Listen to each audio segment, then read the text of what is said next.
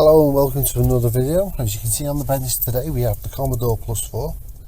This was given to me in a non-working state. I'm not completely sure what the non-working state means, but I do know it's supposed to have a black screen. Now back in the day I used to have a Commodore 16. That was my first actual computer, and I actually loved that little machine. But I always wanted one of these because it was bigger, it was better, it had more memory. In hindsight, obviously it wasn't, but I do know that there's some really good demos available for these machines to show them off. It's just a shame back in the day that Commodore being Commodore really sort of rushing out the 264 line of computers. Now, one thing about this computer I think Commodore got right was its style. I love the wedge shape of it. It reminds me now of the A600, and that's my favourite Amiga shape. So we look at this machine. It's dirty as anything, it needs a good clean, but we're not doing that today. So let's have a look around the machine itself. Now, you'll see a lot of animated hands in this video that don't seem to sync up with the commentary because the video audio that I had with this original recording I lost. So there you go. So here's the back, and just like typical Commodore, nothing matches up with anything. The power socket, which is square, which is what they used going forward, is not pin compatible with the C128 or the Amigas. The cassette ports and the joystick ports were not backwards compatible with any other computer. The only ones it was compatible with was the C16. Even though these machines were supposed to be cost reduced, Commodore seems to find a way to make sure that they weren't cost reduced. The serial port, I am not sure if that's compatible, but I'm not saying that it really is. I don't think it should be really, because the disk drive that comes with these machines isn't compatible with the 64. I'm not sure, could be wrong. You can tell it's a rushed machine because the user port and the cartridge slots at the back are not level. Now on all the Commodore machines this is not the case. It's actually well thought out, but these were rushed machines, so you can sort of see where they've, I would say, tried to cost cut, but again, it's a cost cutting machine and it's got a new mould because it's got a new shape. I don't get that. The video signal is the only one that's compatible with the C64. It's got the same socket as the C64, got the 8-pin socket. The video signal out of this machine can be used over that type of cable.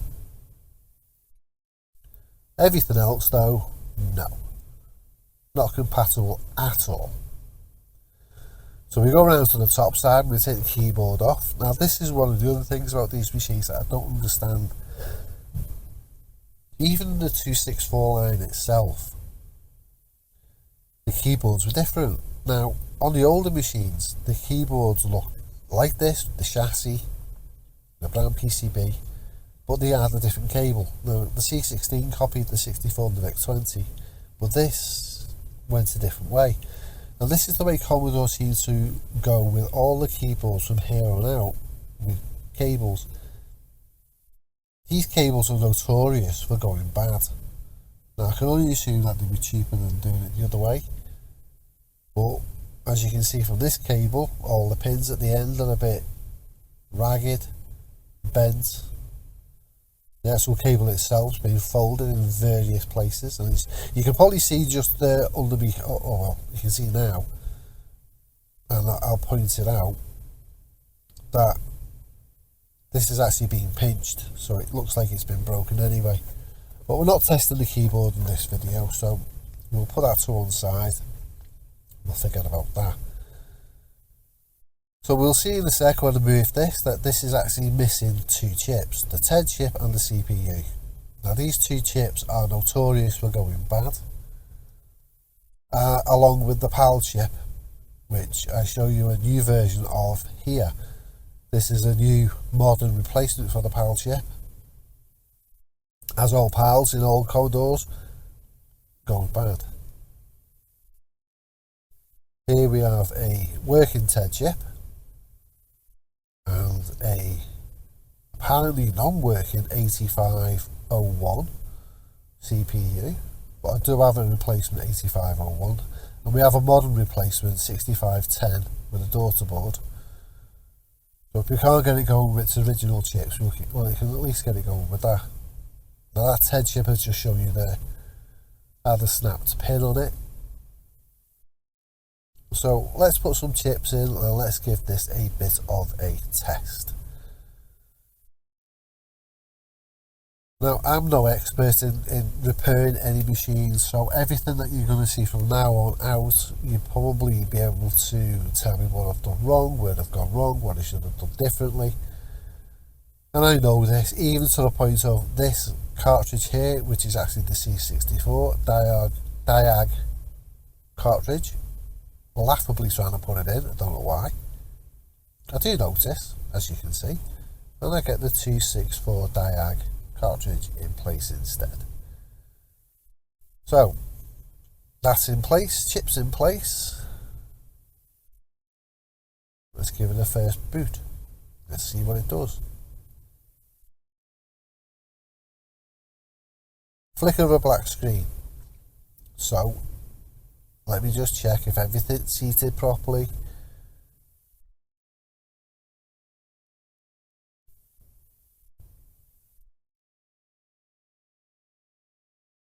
Eventually, come on. No, let's change the TED. Well done. Even though a black screen normally denotes a bad PAL chip, first thing I go to is a new TED, because in fairness, in all the 264 computers I've had, the TED chip is the first thing that's gone bad. Now I fumble about with chips. I'm not good at putting chips in at all. I just seem to not get them lined up. My big fat fingers can't get into the little spaces.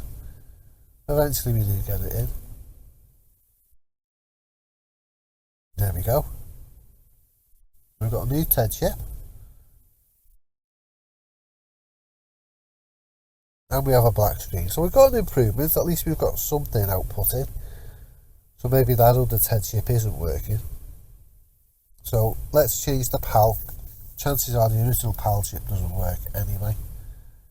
Let's give this a change. Put all the new ones in.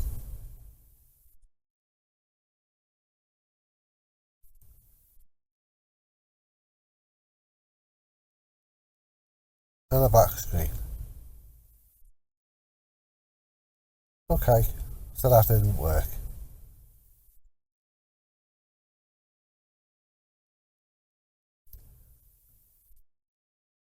As I say, I've got two of these. So just on the off chance that one doesn't work, let's try a different one.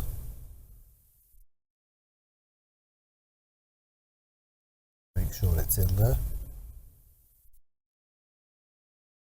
Oh, something different again. So maybe that PAL chip is not seated correctly, not in properly. Let's put it back in again just to make sure I've done it right.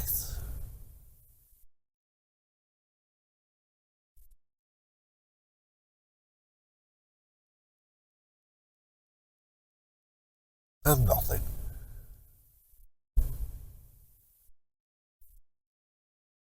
Okay, so not convinced that the CPU is actually working. Let's change the CPU. Now, for those eagle-eyed amongst you, you will notice straight away that I put this chip in wrong. Don't put it back to front, put it the right way around, but you'll see a little black line to the left of the chip. That means I've missed a couple of pins, so the whole chip is offset. Even though we've got a black screen, it's offset, and to be fair, I'm actually quite lucky that nothing got damaged. At this point I try to run a game instead, just to make sure it's not the cartridge. It's still back screen.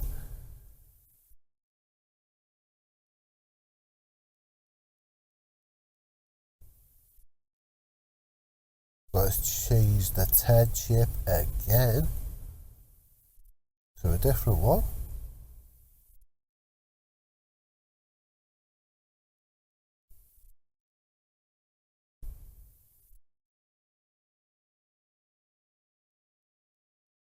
There you go. Fully seated, no bent pins, well done. And it's still black screen. Now, obviously I've not noticed the CPU error at this point.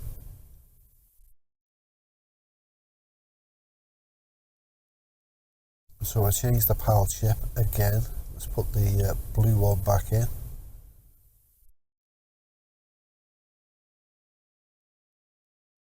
And black screen. I do at this moment realise, now you'll see in a sec that I've changed the PAL chip back to its original PAL. And then I do notice the CPU incorrectly seated. So let's put it in the right way, with all its pins seated properly. There you go, well done. And black screen. So now back to square one. Got the CPU, which I'm pretty sure is working, the TED chip, which I'm pretty sure is working. So let's change the PAL. Change the PAL out to one of the new ones.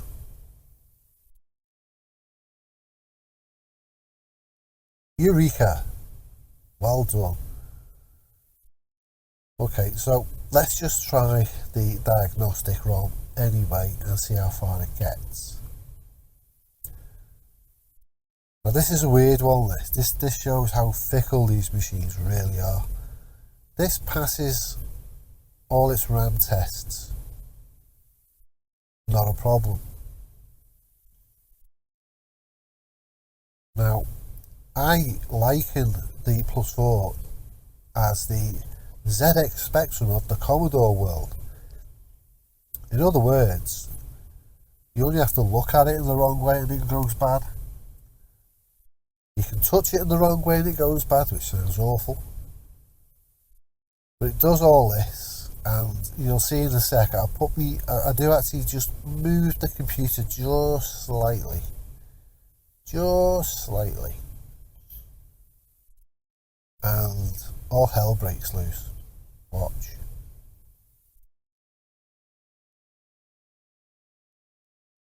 Eventually. Oh wow. This diagnostic is so slow. There you go. And what happened there? So I press reset. After just making sure that everything's seated properly. I press reset on it and it goes back to the diagnostic and it actually carries on, as you can see, and then it'll stop.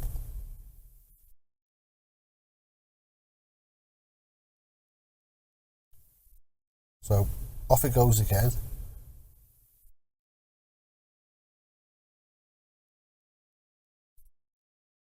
Yeah, the reset doesn't work now. Off it goes, on it goes.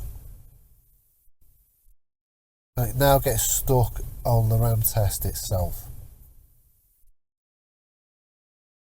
It gets stuck on a solid colour.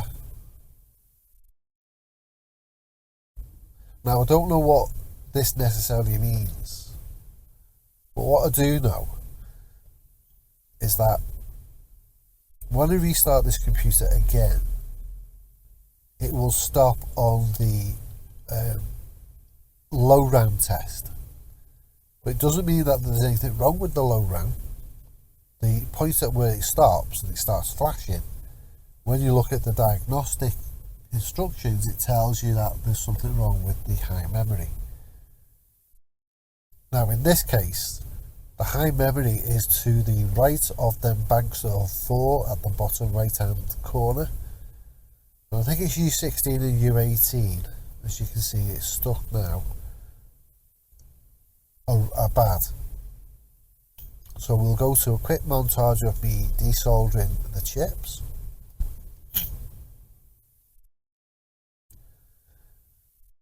Now, trigger warning, I do actually take one of the chips off in a bit of a hurried fashion. Even though we use hot air on the other side, I do everything that is right. But this chip, somehow, I managed to lift 2 traces. I do fix this in the way of in the form of a couple of bodge wires on the bottom, but you'll see in a sec when I solder the new chips in where the pad's been lifted. So we'll test the old chips, and yep, definitely bad.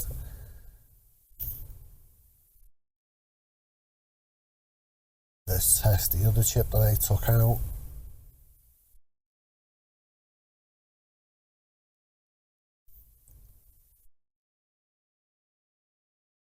It goes, and there you go, it's red. So definitely the two right chips that I've took out. So I've got spares, and we'll just double check that these are okay before I go through the whole process of soldering them in. And these always take longer than like the 16K chips that are in the Spectrums and whatnot. But there you go, that one's okay. Let's put in the second chip.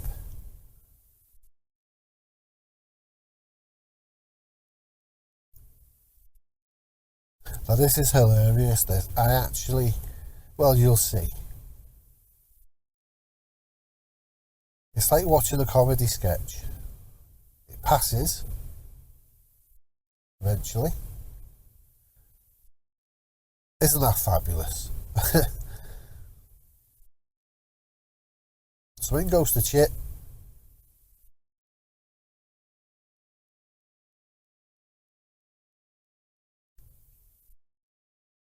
Let's get this one soldered up. You'll see in a sec when I solder these points that one leg is missing a solder joint. That's the missing pad.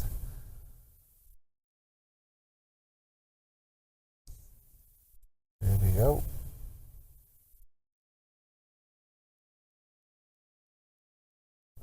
There's the missing one. Here goes the second chip. Get all these up so you can see the missing pad in the top chip there that I've replaced. So I'll do a couple of bodge wires and let's give it a test. And it's a black screen.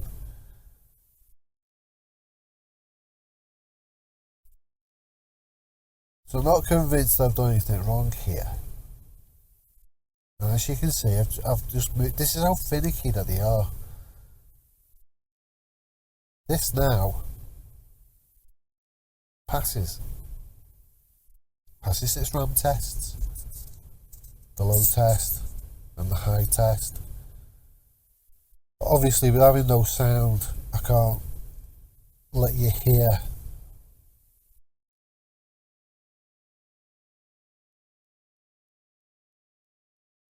the test passing, but it does pass.